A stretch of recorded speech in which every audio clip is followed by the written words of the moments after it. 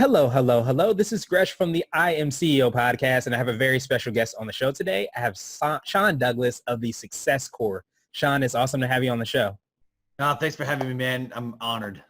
Awesome. Well, I truly appreciate you, Sean, for taking some time out. And what I wanted to do was read a little bit more about Sean so you can learn a little bit more about him and all the awesome things that he's been able to accomplish. And Sean Douglas is a U.S. Air Force veteran, TEDx speaker, master resilience implementer, suicide awareness trainer, performance enhancement expert, international radio show host, and author. His why is why he's a suicide survivor who hit rock bottom with no purpose or passion. He believes that you were created for a purpose, and once you unlock your true potential, you will elevate your life, which is why he founded the Success Core.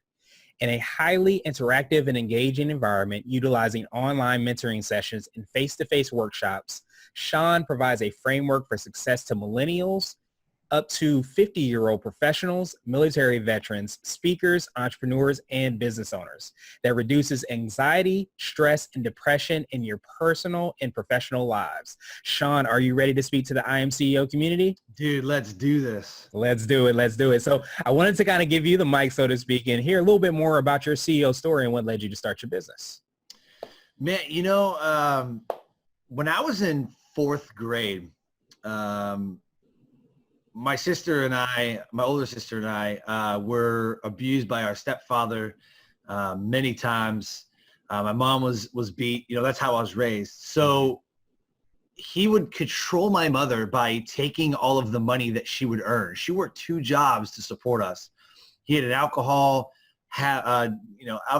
He was a drug user, and he would control her by taking the money so she couldn't go anywhere. She couldn't take us and go anywhere. You know what I mean? Mm-hmm. So I remember in fourth grade, all the way to 7th grade, like I would shovel snow, rake lawns, cut grass, right? And we would hide the money, and we would save up. And, if she was at work, she could use cash and not worry about, like a checkbook or, cards or something. Mm-hmm. So it became a necessity. Right. It became what we needed to do. And then as I grew up, I liked doing my own thing. I got fired from jobs. Like I tried to work at McDonald's for a little bit. That didn't quite work out. I tried to work at this other job. That didn't quite work out. So I just kind of always wanted to be in business for myself. I joined the military, and I see a need where, there's the enlisted club and officers club and all that on base. They need DJs. I'm like, well, I can do that. So I started DJing, and then I was like, this is awesome. And that opened the door to my first real business, which was an entertainment company. Nice. Awesome. Yeah. I mean, it's been obviously incredible that you've been able to have that experience and being able to help other people out from, the difficulties that you might have gone through. But it seems like it might have also like made you stronger and made you stronger, not just for yourself, but also it seems like for the people that you work with. Is that correct? Absolutely. Yep. 100%. Awesome. Well, so I wanted to drill a little bit deeper to hear a little bit more about like how you serve the clients. How do you help these people that you work with? Yeah. So I always ask myself 3 questions. Mm-hmm. And the first question I always ask myself is, what am I willing to do more of? Nowadays, all we hear is you got to target market. You got to niche down. You got to do this, But back in 2004, when I first started my first business, or even when I was a kid, so who I serve? Well, if there's snow in the driveway, I'm knocking on their door, right? Right. So if they need sound, if they need DJ, if they need whatever, I'm knocking on their door. But I always ask myself 3 questions. The first one is, what am I willing to do more of than anybody else? What am I willing to do more of?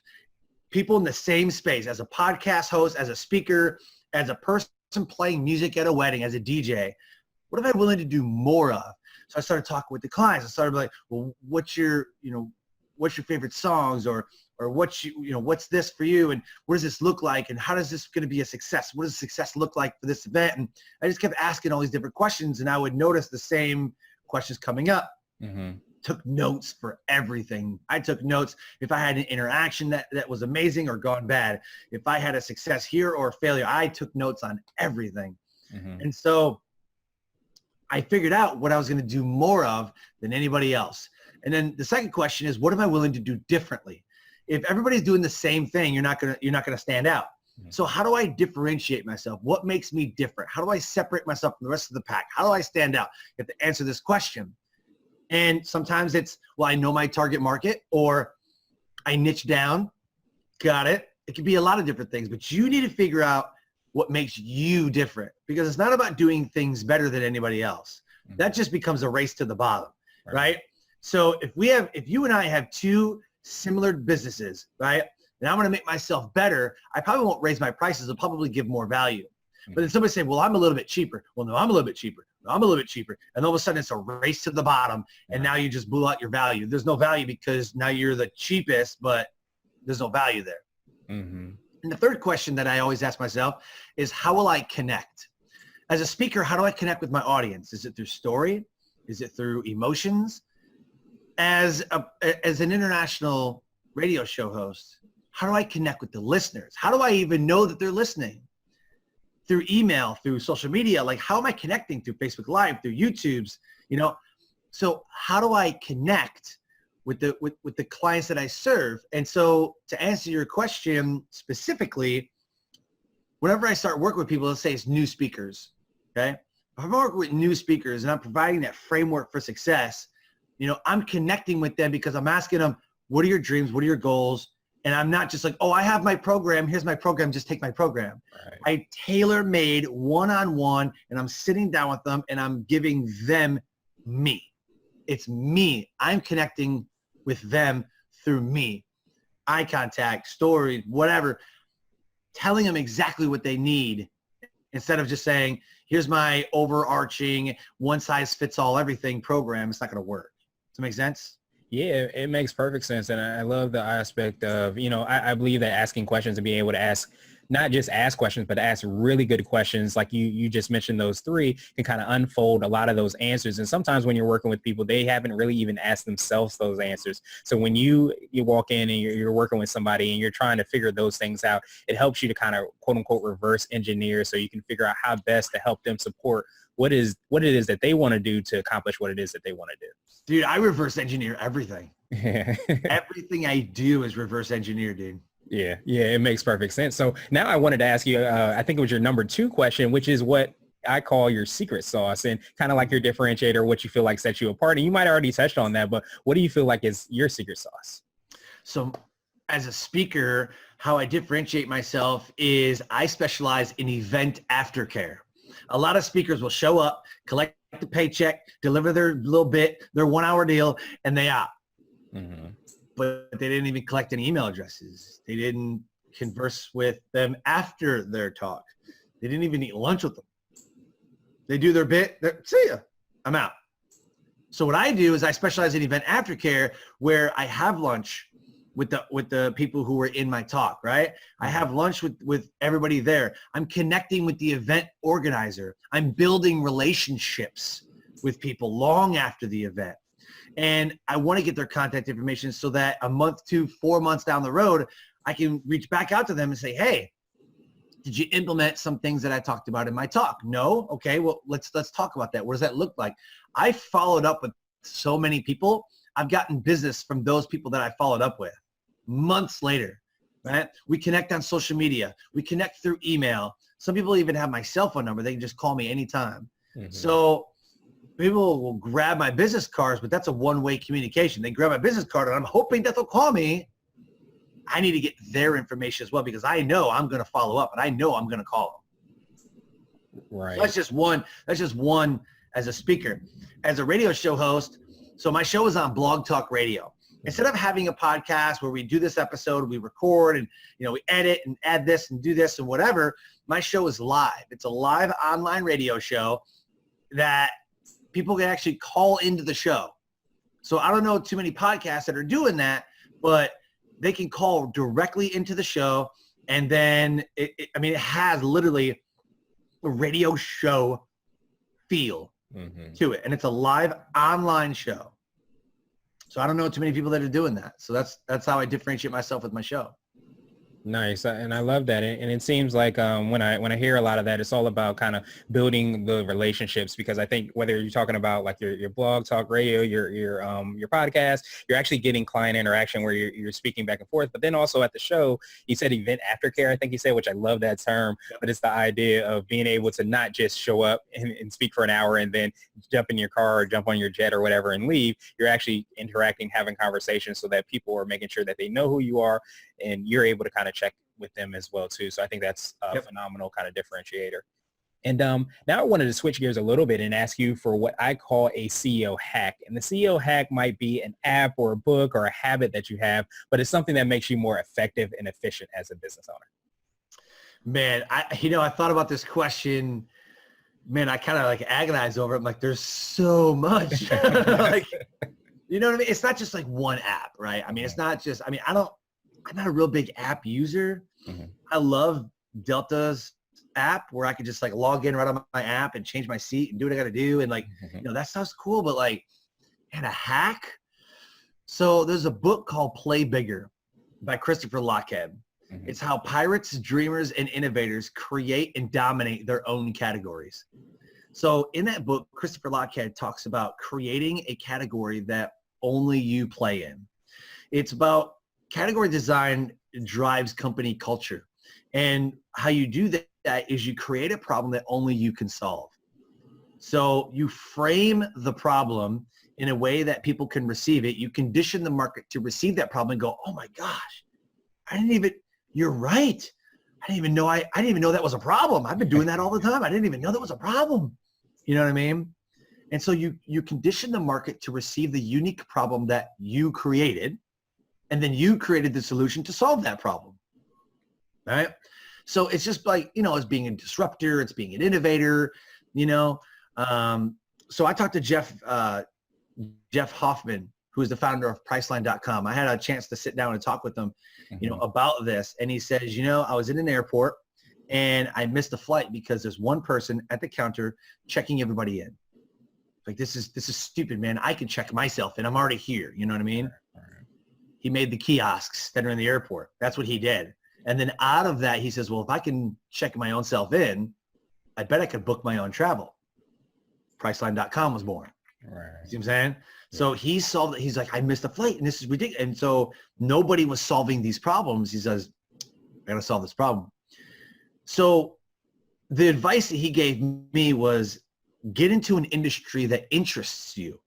Absorb everything about the industry, everything, read everything, know everything, and then find a problem that people frequently experience and solve it. And that's all he did. That's exactly what it is. So there's one or two little hacks right there. As a speaker, Indeed.com is the most underutilized tool that anybody's ever used. Actually, for any business, grossly underutilized. For example, you make a profile on there and you can type in different keywords. So I type in motivational speaker. Why? Because that's what people outside of the industry always use. It's a motivational speaker, when not really. There's a transformational speaker, there's a business speaker, sales speaker, but they just type in motivational speaker. So I typed in motivational speaker, got a bunch of keywords and all that, and download email addresses and all that stuff from it. Mm-hmm. Then I typed in conference speaker, and then I got a bunch of these, right? So what happens is I don't care that they're putting out an event or whatever, and this, and that's not what I care about. What I care about is the people on Indeed that are putting out the job descriptions, that are hiring for conference speakers. I want that decision maker. That's who I want to get to, right? So I can Google call for speakers or whatever and get booked, got it. But this right here on Indeed, there's companies right now hiring for podcast consultant, health and wellness director. So if I want to go and be a corporate consultant, and I know on Indeed there's somebody hiring for a podcast, whatever the company wants to get into podcasting, I'm going to email that person who put that job up and says, well, I'm not interested in that job. Actually, I just want to show you what to do. I'll consult with you on 2 bases, this, that, and the other, whatever. So instead of getting $50,000 a year for a full-time job, I'll show you how to do it for 10 grand, and you can do it yourself. And I'll consult with you, you know what I'm saying, on an ongoing support. So you're using Indeed to find those keywords that companies are hiring for, and then asking to be a consultant, not an employee. But those are the decision makers that I want that you can't find anywhere else.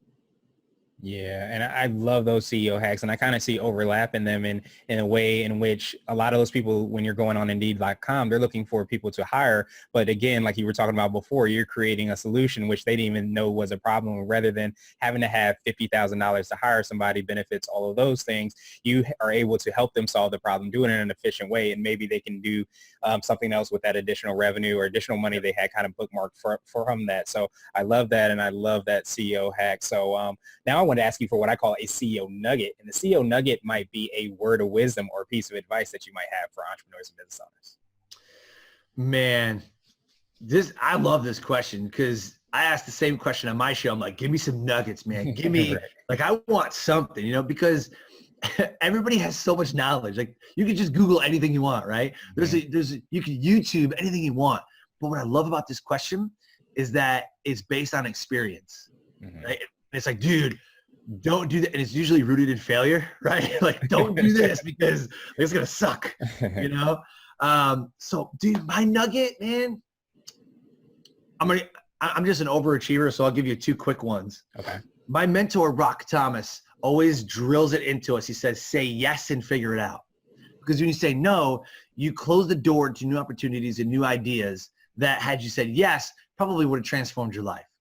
So live your life by this principle. Say yes and figure it out. Just go make it happen. Forget the excuses. Just go make it happen. And the second thing that I believe is really, really, really important is that live a life of gratitude. Count 3 blessings a day. Live a life of gratitude, because this literally scientifically reduces anxiety, stress, depression, loneliness. And that is some of the characteristics that we experience as entrepreneurs. Right? Nobody gets us. We're an entrepreneur. Nobody gets us. Right? Well, duh, because you're like the top whatever percentage of people that don't want to live in a corporate freaking rat wheel. Right? Of course, nobody's going to get you. We get anxiety because we don't know where our next client's coming from. We don't know where this lead's going to generate from. And we got to have strategies, but that didn't work and we're failing. And it's like, it's super stressful. So just 3 blessings a day. Count 3 blessings a day, live a life of gratitude, and I'm telling you, it's going to change your life. I love it. I love it. And Sean, now I wanted to ask you for what is my absolute favorite question, which is kind of like the definition of being a CEO. And we're hoping to kind of have different CEOs on the podcast. So I wanted to ask you specifically, what does being a CEO mean to you? Yeah, man, it's putting it all on the line. We hear a lot of times, from Business Daily and, entrepreneur.com and always like, oh, the CEO is a freaking multi-billionaire, but his employee gets like $10.95 an hour, Dude, that's cool. But for me, a CEO is, number one, investing in their people, taking care of their people, and overall, man, laying it all on the line. I mean, just like, you are all in on this thing. You know what I'm saying? Yeah. It's cool to be a CEO, of like a Fortune 500 company or like Amazon or, like that's great. You know what I mean? But really ask yourself those 3 questions I said earlier. What are you willing to do more of? As a CEO, what are you willing to do more of? What are you willing to do differently? And how are you connecting with your employees? How are you connecting with the people that you serve? And how are you connecting with those that serve you? So, man, it's just laying it on the line, man. Like maybe you're the first to go to the office and the last to leave. Usually you are in your business when you're number 1, when you're the only employee. Like, you know what I'm saying? And then when you get 3, 4, 5, or 6 employees, but it seems like you start to just be like, oh, you guys got it. Yeah. You guys got it. I never want to be like that. I would never want to sit at the top of the floor in the ivory tower and be like, well, I'm going to leave because everybody else has got it. I'm going to go tour Europe. Like, I still want to live a life of freedom, but I still want to make sure that my people know that I'm invested in them and invested in the company. Makes perfect sense. And I absolutely love that definition. So Sean, I truly appreciate you for taking some time out of your schedule and speaking with us. You have an incredible story. You've done a lot of incredible things. And what I wanted to do was pass you the mic to see if there's anything additional you want to let our readers and our listeners know and how best people can get a hold of you. Thank you, man. Dude, just go make it happen. like stop the excuse. Like, man, I hear it all the time and it's so frustrating. Like literally like during my active duty military time, like I'm building businesses, like 60 hours a week in the military, and I still find time to build 3 businesses. Like you can't tell me you don't have time, you don't have money, you don't have those are all resources. Build your resourcefulness muscle, right? Money is everywhere. Time is on you. So have strategies for time management, have strategies for energy management, have strategies that automate things. I have speaking leads that come directly through my email because I set up Google alerts. Oh, there's another hack.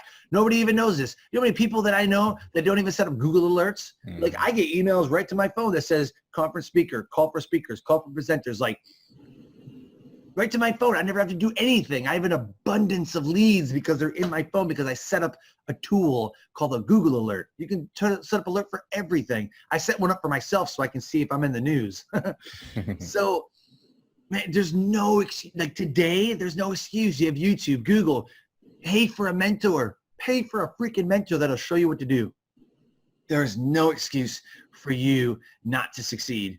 Like, there just isn't. So if you want to know more about me and what I'm about, you can find me at www.thesuccesscore, C-O-R-P-S, thesuccesscore.com. And I have a free Facebook group everybody kind of hangs out and enjoys, and it's called The Success Core. So that's it, man. That's what I got for you. I appreciate it, Sean, and we'll definitely have those links in the show notes. But thank you again for like all the awesome words that you've given us today, but also all the awesome things that you're doing to impact the world, and truly appreciate it. And I hope you have a phenomenal rest of the day. Thank you, man. I really, really appreciate you.